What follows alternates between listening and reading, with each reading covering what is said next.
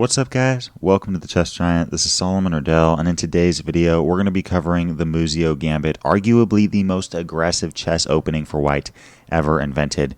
And it all starts out with the King's Gambit, as here white plays e4, and against e5 goes with f4. Here with the King's Gambit we're offering up a pawn, but in return are looking to gain an advantage in space, development, coordination of the pieces, and attacking chances. So following e takes f4, we're now going to continue with knight f3, and at the grandmaster level, g5 is black's most popular option, and the purpose of g5 is actually two-sided. First off, defending the pawn on f4, and also threatening to play g4 with the idea of then playing queen h4 with check. And here white usually plays the move h4, idea being after g4, we can now play knight g5, securing a nice little square for our knight on g5, while also attacking the pawn on g4. However, in the Muzio Gambit, we're not worried about g4, and we're going to play bishop c4 instead. We're not worried about g4, we're worried about developing our pieces and trying to checkmate our opponent's king on e8.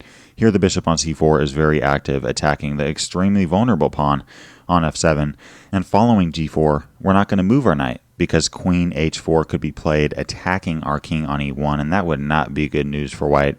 So here at move 5, we're going to give up a full piece, playing castling kingside, and after g takes f3, play queen takes f3, and now we see the Muzio Gambit. Now here, white is down a full piece. We are down an entire knight in this position.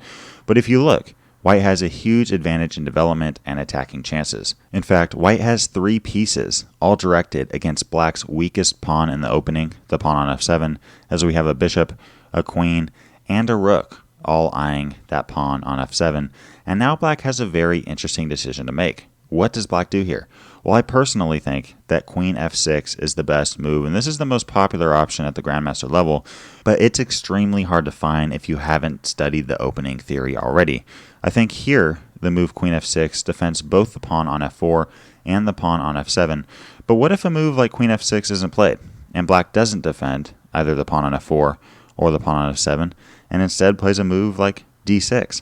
Well, now we can take on f4 with the queen, and when we have a bishop, queen, and rook all directed against that pawn on f7, and it doesn't matter if black defends it, we can still take that pawn, and following a move like king d8, play knight c3, getting our knight in the action, wanting to play knight d5, attacking that queen on e7, and following a move like c6, playing d4.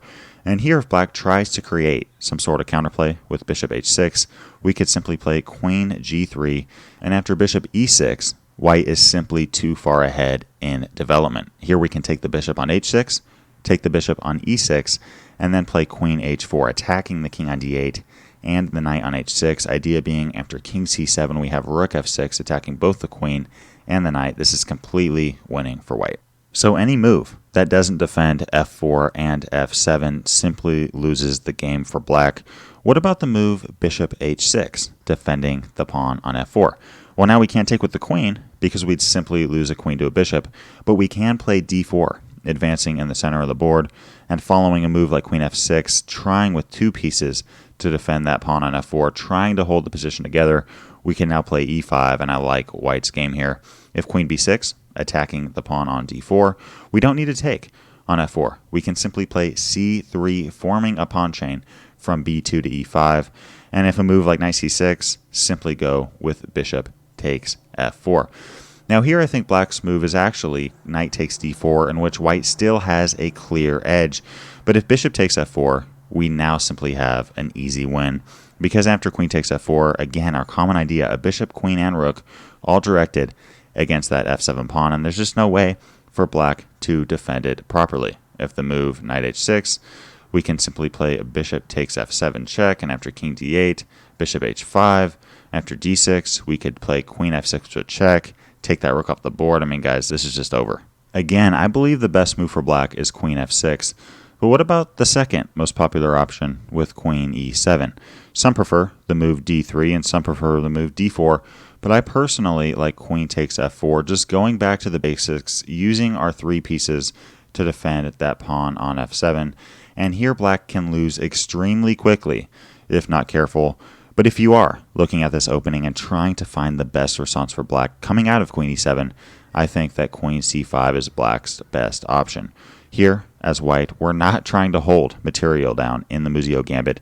We're already down in this position, a piece for a pawn, and here we're simply trying to checkmate the opponent's king. So let's play d4, giving up a pawn, but now we see the purpose of d4, as we could play bishop e3, developing the bishop, and after queen takes c4, go with queen e5 check, attacking both the king and the rook on h8, and after knight e7, snatch that rook off the board, and after d6, knight d2, here black can play amazing defensive chess with queen e2, followed by queen h5, defending both h7 and f7.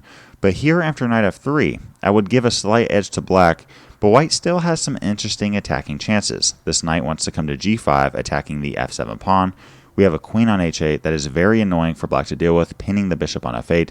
And guys, this is following queen e7, black playing absolutely perfect chess, and this game is still far from over. So I think this really shows partly why the Muzio Gambit is so dangerous. Some of these moves simply cannot be found for black unless one has spent dozens of hours preparing for it with computer programs. So here queen c5 check, attacking the king on g1 and the bishop on c4 offers black a slight advantage, but this is very hard to find. I mean, I personally, as black, wouldn't want to play this because it allows queen e5 and then taking my rook on h8, and it's very hard to find this queen e2, queen h5 idea defending the pawn on h7 and the pawn on f7.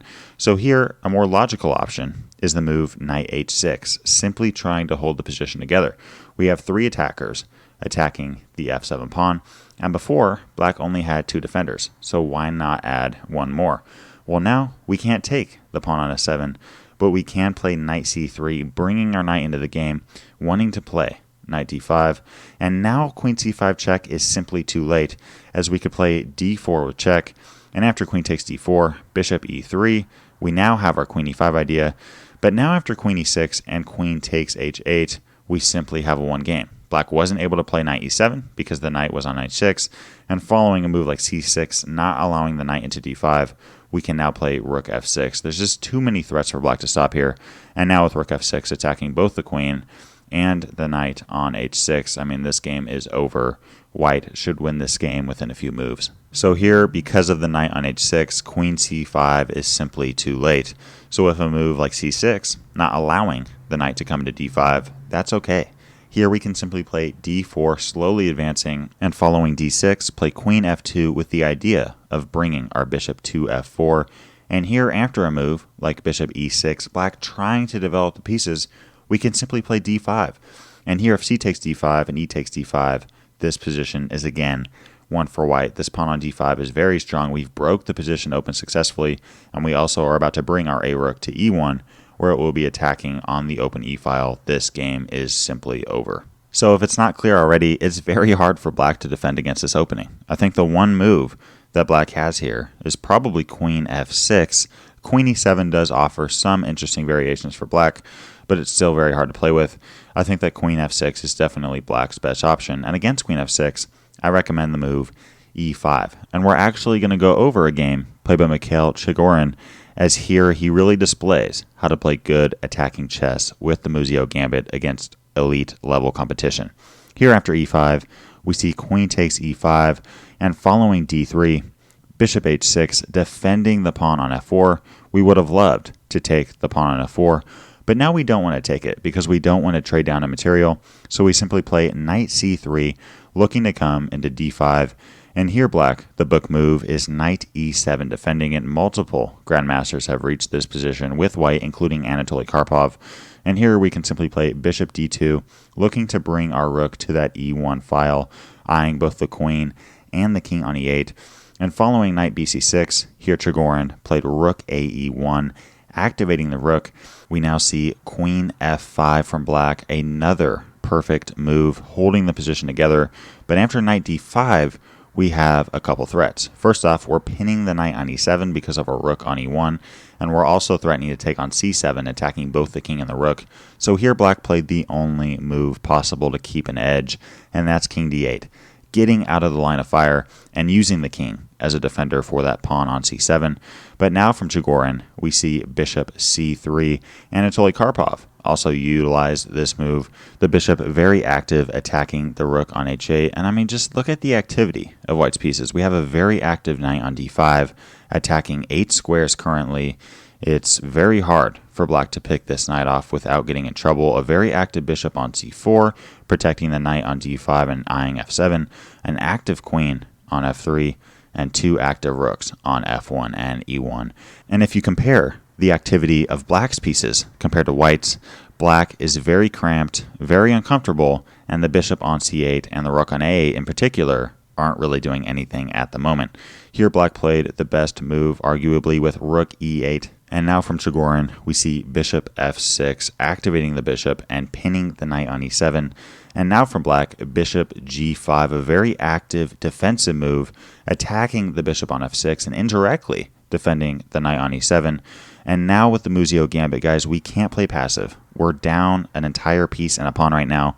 We can't just trade down and go into an endgame because we would simply be losing. We have to try to checkmate the opponent's king. We're checkmating the opponent's king, or we're losing an endgame. Those are the two results of the Muzio Gambit. And here Chigorin played g4. Absolutely crazy move. And en passant doesn't work because we would simply take the queen on f5. So queen g6 is forced. And now from Chigorin, we see bishop takes g5. And after queen takes g5, h4, giving up another pawn, distracting the queen from taking on f4. I think one interesting option is queen h6. And honestly, after queen h6, it's hard for me to find a way for white to clearly win the game. But needless to say, black played queen takes h4. And after queen takes f4, we now hold a checkmate threat on c7 with the queen and the knight. Here, knight takes d5 isn't an option because after rook takes e8, we can take on f7. And after queen f8, we have successfully achieved checkmate. So knight takes d5 isn't an option, so here black played d6, in which Chigorin played knight f6. Really, I mean, just throwing the knight into the black camp and attacking the rook on e8. Here I think that the best move for black was rook f8, simply getting the rook out of the way. And here white does have some interesting options, for example, rook e2, threatening to trap the queen on h4, because right now the queen on h4 literally can't move anywhere without being taken. But after the move knight g8, attacking the knight on f6 with both the knight and the queen. On top of that, now the bishop and the queen are attacking g4. I simply don't see any way for white to achieve equality here. But the Muzio Gambit is very hard to defend against, even if the moves are right there. And here rook f8 was missed, and black instead played knight e5, trying to activate the knight.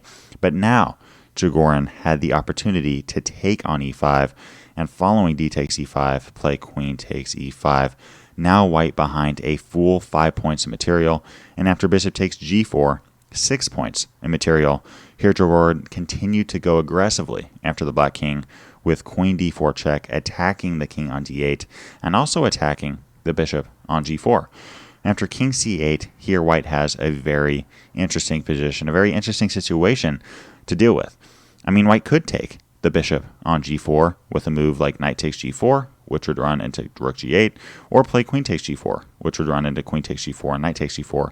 And in either of these cases, I mean, yeah, white gets a piece back, but we're also down 2 pieces right now. We're behind 2 full pieces, so we can't just get 1 piece back and go into an endgame because we would simply be losing. Here Chigorin finds the only move that gives white the edge.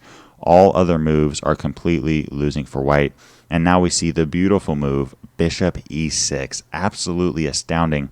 The idea being, if f takes e6, we have queen d7 check, and this game is over after king b8 because we can take that rook off the board, play knight d7, and now the king literally has no squares to go as the knight attacks it. And if bishop takes e6, we simply take the queen on h4.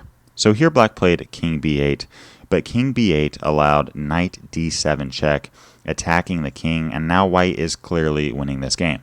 After king c8, which is forced, we have knight c5 again, attacking the king, and now we have the same idea.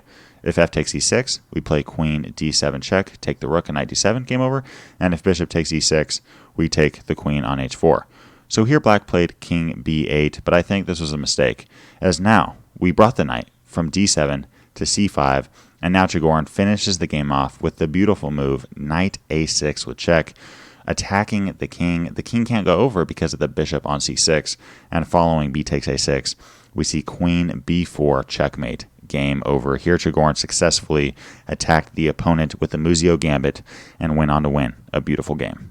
If you'd like to learn the theory behind the Scotch Gambit, another strong response to e5, click the video to the left. If you'd like to explore more chess openings in general, click the playlist to the right. Leave a comment to let me know what other videos you'd like to see covered on this channel. And as always, I appreciate you guys. Thanks for watching. Peace.